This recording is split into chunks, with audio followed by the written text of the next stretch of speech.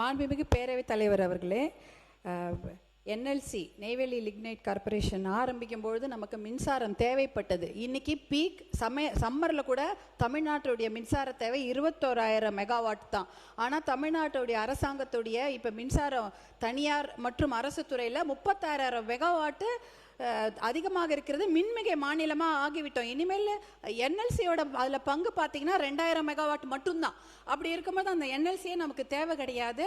நீங்கள் மாண்புமிகு அமைச்சர் அவர்கள் சொன்னது போல் இந்த என்எல்சி 1300 கோடி கிட்ட அவங்களுடைய வருமானம் வருது. அந்த அவங்க சிஎஸ்ஆர் ஃபண்டெல்லாம் ஒரிசா, மத்திய பிரதேஷ், அந்த மாதிரி உத்தரப்பிரதேஷ் அங்கெல்லாம் தான் அவங்க அதை டெவலப் பண்ண வச்சுக்கிறாங்க. நம்ம தமிழ்நாட்டு கொடுக்கறது இல்லை. அவங்க சிஎஸ்ஆர் ஃபண்டு வச்சு நமக்கு தடுப்பணைகள் கட்டி கொடுக்க சொல்லுங்க, இல்ல நெல் அந்த கோடவுன் கட்டி கொடுக்க சொல்லுங்க. நம்ம கிட்ட காசு இல்ல, நிதி நிலைமை நெருக்கடின்னு சொல்ற அந்த சிஎஸ்ஆர் ஃபண்ட்ல எல்லா மாவட்டத்துக்கும் அவங்க கட்டி கொடுக்கணும் தடுப்பணைகள். அதை அவர்களிடம் நீங்கள் கண்டிப்பா கேட்க வேண்டும். அதே போல 40,000 ஏக்கரை அவங்க அழிச்சிட்டு தான் ஒரு அப்படியே நைட்டோட நைட்டா மக்கள் எல்லாம் கொண்டு போய் விஜய மாநகரன்ற ஊர்ல கொண்டு போய் தங்கிட்டாங்க. மூட்டை முடிச்சோட ஒரு வெளியூர்ல அகதிகளா போய் சேர்ந்துட்டாங்க. அவங்களுக்கு எந்த ஒரு அவ்வளவு பெரிய பிரச்சனை. இன்னும் 60,000 ஏக்கர் எடுக்கிறதுக்கு தயாரா இருக்கிறாங்க. அதுக்கு பயங்கர முனைப்பா அவங்க செயல்பட்டாங்க. அது சமயம் பாட்டாளி மக்கள் கட்சி தலைவர் மருத்துவர் அன்புமணி அவர்கள் எத்தனையோ பேரோட போய் நெய்வேலி லிக்னைட் கார்பரேஷன் என்எல்சிக்கு பூட்டு போடும் போராட்டத்தை செஞ்சாங்க.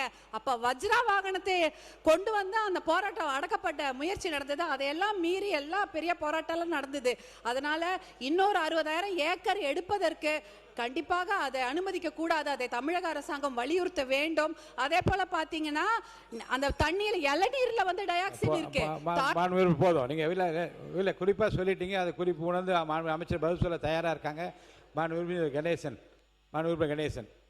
மாண்புமிகு பேரவைத் தலைவர் அவர்களே, இங்கே பேசிய நம்முடைய சட்டமன்ற உறுப்பினர்கள் ஏதோ என்எல்சி நிர்வாகம் நிலைமெடுத்த பொழுது விவசாயிகளுக்கு திராவிட முன்னேற்ற கழக அரசு எதுவும் செய்யவில்லை என்று இங்கே பதில் சொல்ல வேண்டாம். நீங்க முதல் முறையாக உங்களுக்கு ஒரு வாய்ப்பு கொடுக்கணும்னு கொடுத்தேன். உங்களுக்கு இது வரைக்கும் அழைக்கவில்லை, அதனால வாய்ப்பு கொடுத்திருக்க. சுருக்கமா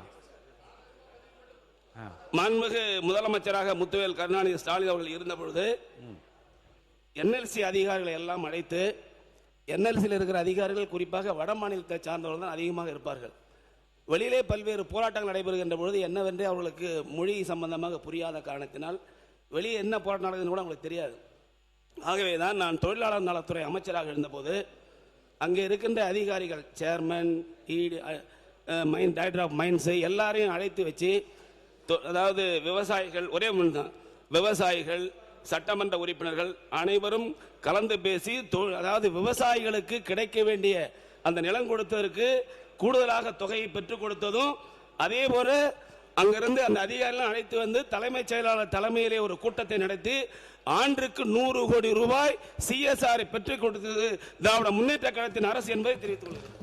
மாண்புமிகு தொழில்துறை அமைச்சர் அவர்கள் பேசுகிறோம். என்எல்சி நிறுவனத்தை பற்றி நிறைய கருத்தெல்லாம் சொல்லியிருக்கின்றார்கள்.